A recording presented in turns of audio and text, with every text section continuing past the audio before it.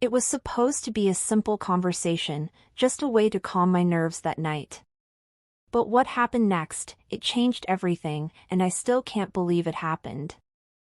I walked into that room thinking it would be like any other night, just a few words to clear my head.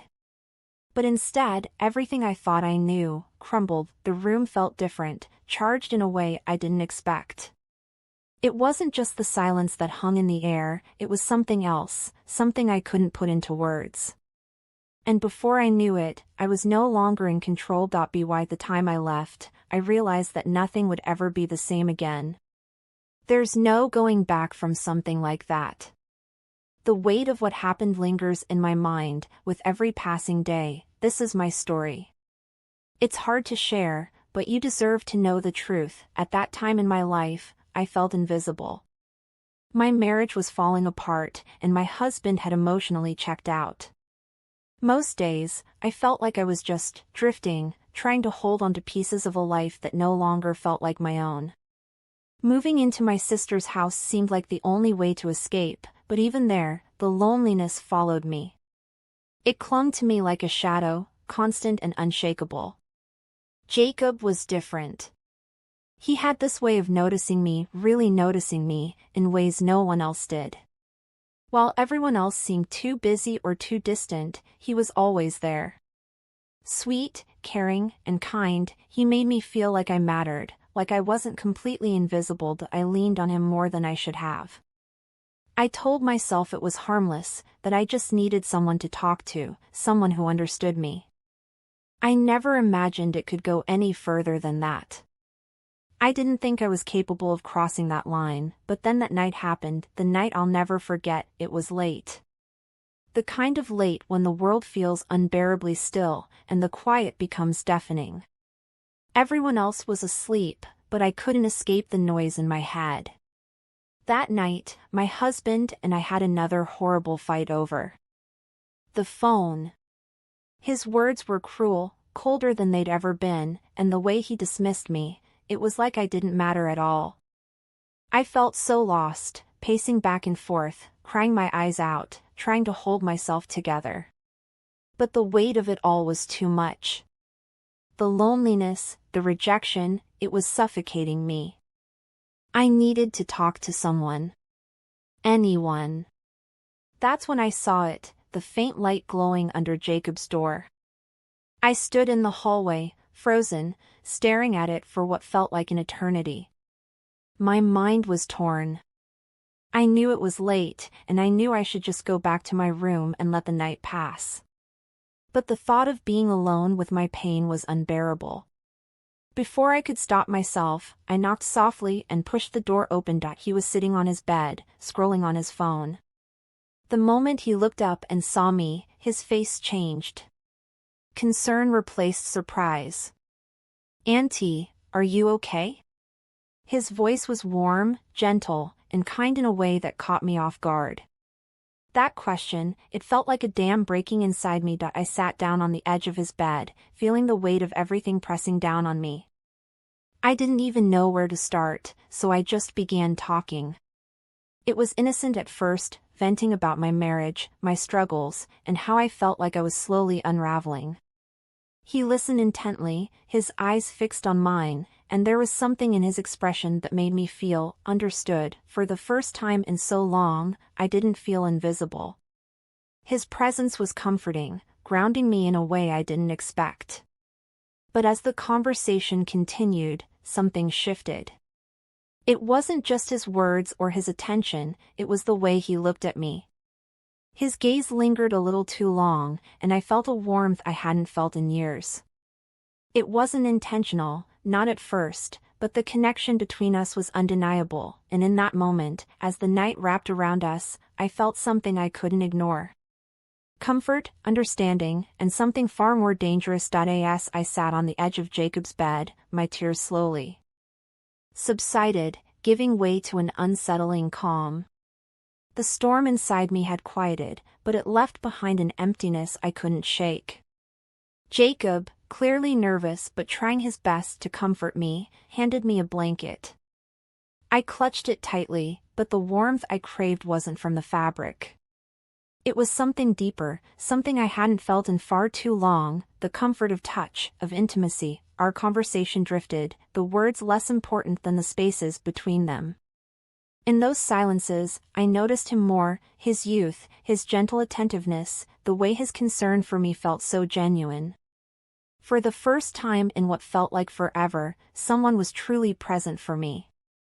I couldn't ignore the way he looked at me, his eyes filled with a mixture of worry and something else, something unspoken. The first touch was subtle, almost accidental. My hand brushed his as I adjusted the blanket. Neither of us moved away. That small, fleeting contact lingered, hanging between us like a question. Emboldened, I leaned a little closer, my eyes searching his. Jacob froze, his breath caught in his chest. "This isn't right," he whispered, but his words lacked conviction. "It's okay," I murmured, my voice trembling with both need and hesitation. Slowly, cautiously, our lips met in a tentative kiss. It was soft at first, almost unsure, but neither of us pulled away. That kiss deepened, and with it, the floodgates opened. I craved more, his touch, his closeness, the feeling of being wanted again, and Jacob, despite his initial resistance, couldn't deny the pull. Our hands moved hesitantly at first, fumbling as we undressed each other. His hands trembled as they traced my skin, and I felt his hesitation, heard his quiet, almost pleading words, "We shouldn't." But his protests melted away as I guided him closer, whispering words of reassurance that even I didn't fully believe. Piece by piece, our clothing fell away, each item landing forgotten on the floor. The air between us grew heavier, thick with anticipation. And the weight of what we were about to do.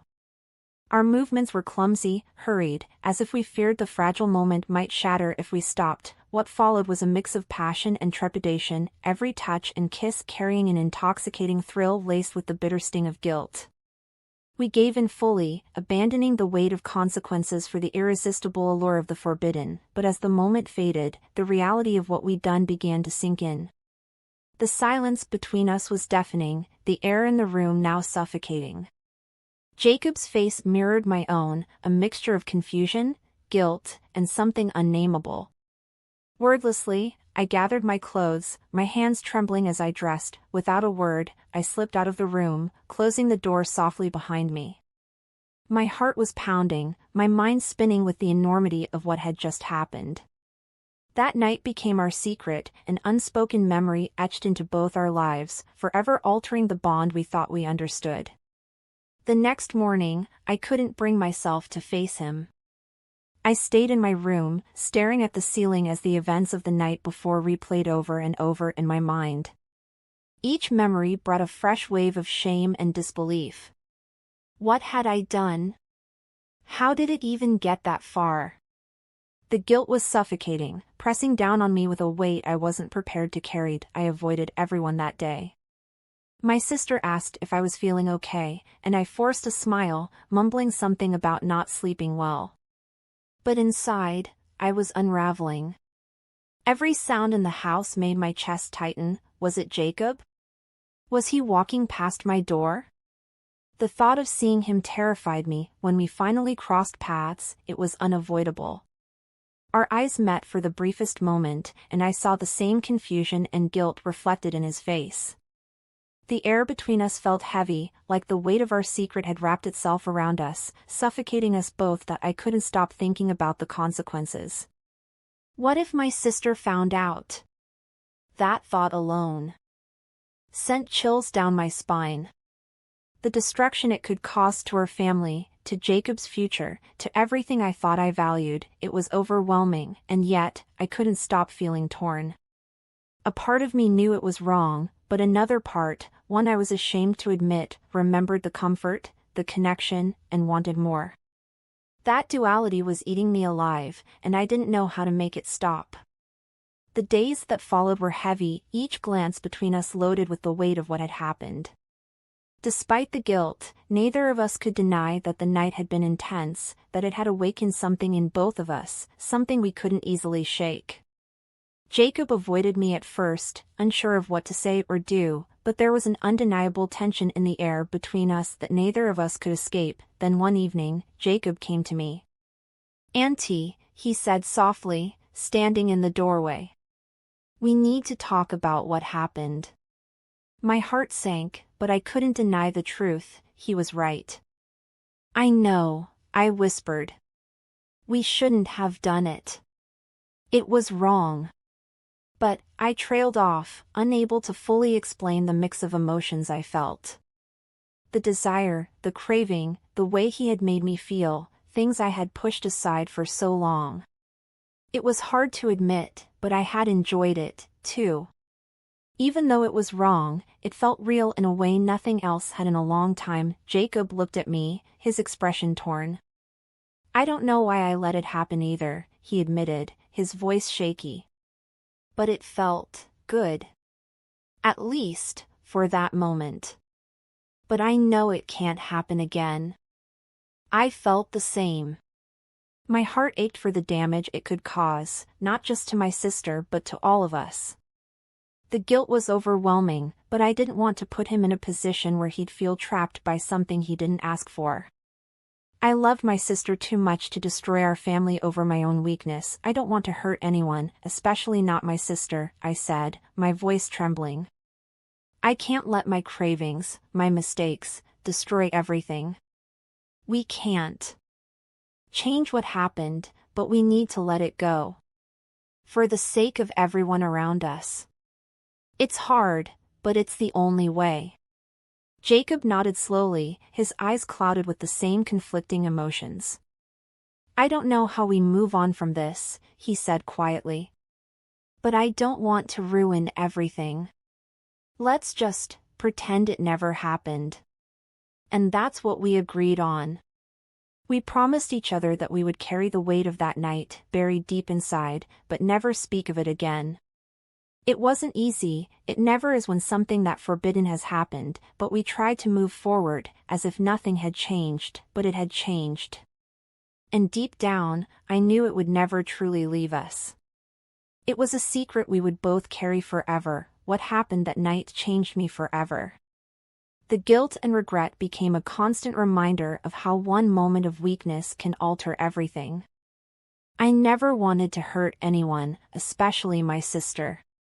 That's why we made the choice to let go and try to move forward, no matter how impossible it felt. Sharing this wasn't easy, but I hope it reminds someone out there that mistakes don't define us. It's what we do after that matters. If you've ever faced a moment where you let emotions cloud your judgment, know you're not alone. Thank you for listening. If this story touched you in any way, please like, comment, and subscribe. I'd love to hear your thoughts, your experiences, or even just your support. Until next time.